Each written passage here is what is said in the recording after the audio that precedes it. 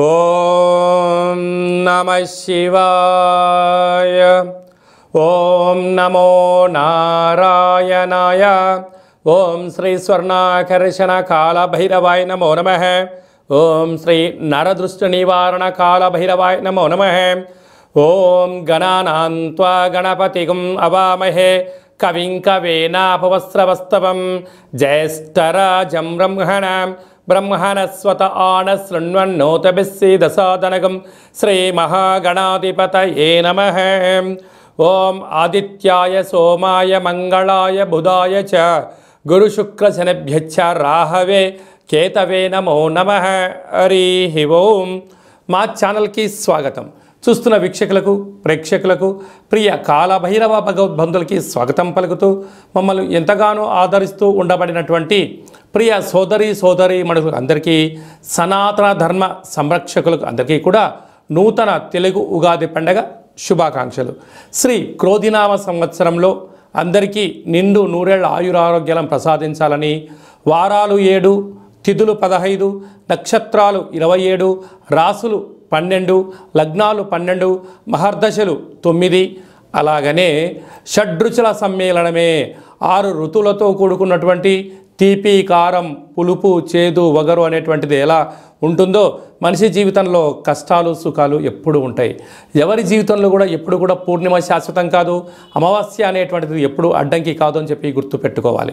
కనుక ఈ 360 రోజులు ఈ క్రోధినామ సంవత్సరంలో 30 సంవత్సరాల తర్వాత శని భగవానుడు తన సొంత గృహంలో ఉండగా వచ్చినటువంటి క్రోధినామ సంవత్సరం కావడం వలన అందరికీ నిండు నూరేళ్ల ఆయురారోగ్యాలని, విద్య, ఉద్యోగ, వ్యాపార, రాజకీయ, సేవారంగ కార్యక్రమాల్లో అన్నింటా విజయం సాధించాలని కోరుకుంటూ ఈ సంవత్సరంలో అందరికీ తెలుగు ఉగాది పండుగ శుభాకాంక్షలు. ద్వాదశ రాశిలో గ్రహ గమనాన్ని ఒకసారి వీక్షింపచేద్దాం. మేషరాశిలో గురు సంచార స్థితి, కన్యరాశిలో కేతు భగవాను సంచార స్థితి, కుంభరాశిలో శనిచర స్వామివారు స్వక్షేత్ర సంచార స్థితి, మీనరాశిలో రాహు సంచార స్థితితో ద్వాదశ రాశిలో గ్రహ గమనాలు ఈ విధంగా ఉన్నాయి.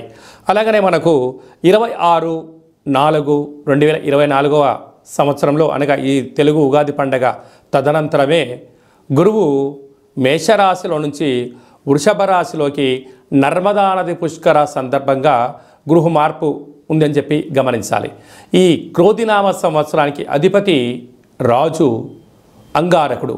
ఎందుకనగా ఈ సంవత్సరము మనకు తెలుగు ఉగాది పండగ మంగళవారం రోజు అవ్వడం వలన, మంగళవారానికి అధిపతి కుజ భగవానుడు అవ్వడం వలన, ఈ సంవత్సరానికి రాజు కుజుడు అవ్వడం వలన నిత్యము అనేక మంది క్రోధము, ఆవేశము అనేటువంటి పరిస్థితుల్లో ఉండడము, ఎర్రటి నేలలు, ఎర్రటి పంటలు బాగా పండడము, అద్భుతమైనటువంటి కందులు, మిరప, ఎర్రటి నేలలు, సంపూర్ణమైనటువంటి ఆహార ధాన్యాల ఉత్పత్తులు చాలా అద్భుతంగా ఉంటాయని చెప్పి కూడా గమనించగలగాలి. కాకపోతే ప్రజలందరూ కూడా ధర్మ మార్గంగా, ఆధ్యాత్మికంగా ఉండడము, తల్లిదండ్రులను, గురువులను, ధర్మాన్ని ఎవరైతే ఆచరిస్తారో వారికి రుణభయం, రోగభయం, శత్రుప్రయం, ప్రమాదాలు తొలగిపోతాయని చెప్పి కూడా గమనించగలగాలి.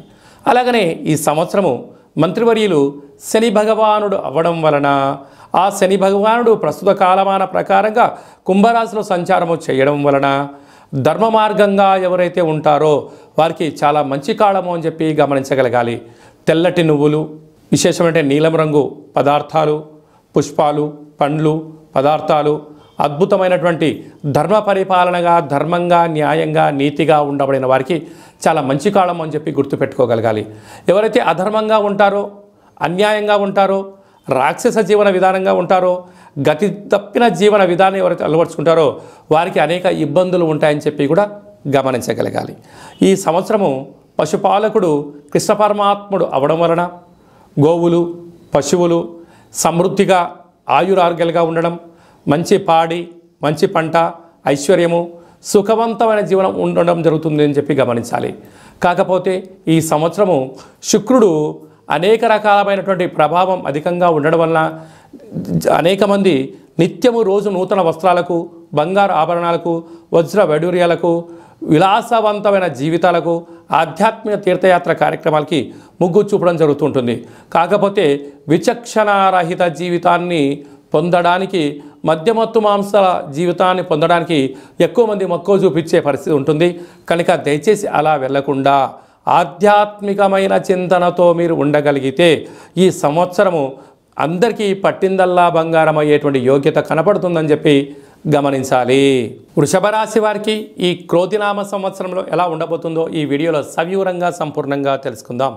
వృషభ రాశిలో ఏ నక్షత్రాలు వస్తాయనగా కృతికా నక్షత్రంలోని 2, 3, 4 పాదాలు, రోహిణి నక్షత్రంలోని 4 పాదాలు, మృగశిర నక్షత్రంలోని 1, 2 పాదములు కలిపితే వృషభ రాశి.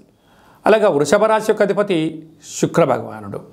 వీరికి ఈ సంవత్సరం ఆదాయ వ్యయాలను ఒకసారి క్షుణ్ణంగా పరిశీలించినట్లయితే ఆదాయం 2, వ్యయం 8 అనగా కొద్దిపాటి ఖర్చులు పెట్టే రాశులలో కూడా వృషభ రాశి ఒకటే అని చెప్పి గుర్తుపెట్టుకోగలరు.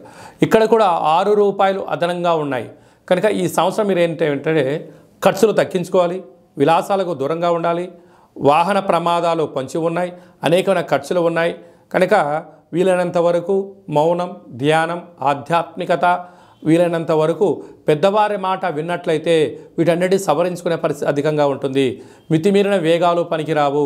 తొందరపడి మీరు ఫ్యాక్టరీలు, కర్మాగారాలు, వ్యాపారాలు ప్రారంభించకపోవడమే ఉత్తమోత్తం అని చెప్పి గమనించగలగాలి. లేకపోతే స్థిరాస్తులు, చరాస్తులు వెళ్ళిపోయి మీరు అప్పుల పాలయ్యే పరిస్థితులు అధికంగా ఉంది.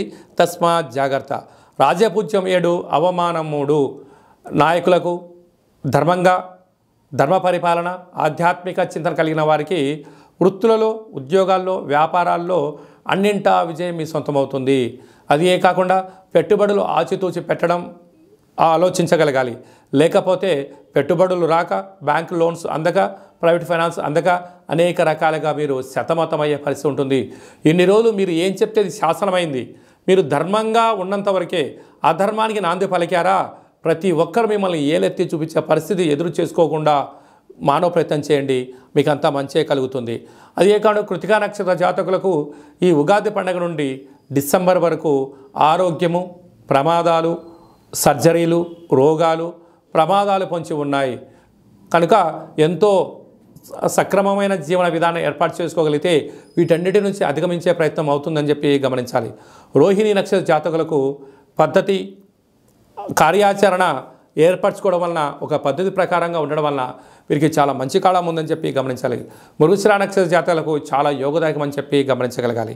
అదే కాకుండా ఈ సంవత్సరము ఈ రాశాధిపతి శుక్రుడు అవ్వడం, ఈయన సేనాధిపతి, అర్ఘ్యాధిపతి, మేఘాధిపతి కూడా అవ్వడం వలన వ్యవసాయ సోదరీమణులకు మంచి పంట పండడం, తెలుపు ధాన్యం అనగా పత్తి, వడ్లు బాగా పండడం, వ్యవసాయ క్షేత్రాల్లో సకాలంలో వర్షము, నీరు అందడము, అలాగనే సంపూర్ణమైనటువంటి నాయకత్వపు లక్షణాలుగా ఉండడము, ధర్మంగా ఉండడము, నిత్యం నూతన వస్త్రాలు ధరింపచేయడము, వజ్ర వైడూర్య మరకత ఆభరణాలతో విలాసవంతమైన జీవనాన్ని పొందడానికి అవకాశం ఉంది కనుక ఈ వృషభ రాశి వారు రురుకాళ భైరవ స్వామిని స్మరించడం, ధ్యానించడం, ఇంటి ముందర రురుకాళ భైరవ స్వామి యొక్క ముగ్గును ఇంటి ముందర పెట్టుకోవడం వలన వారికి యోగం కలిగి ఐశ్వర్యానికి, ఆనందానికి అవధులు లేవని చెప్పి గమనించాలి.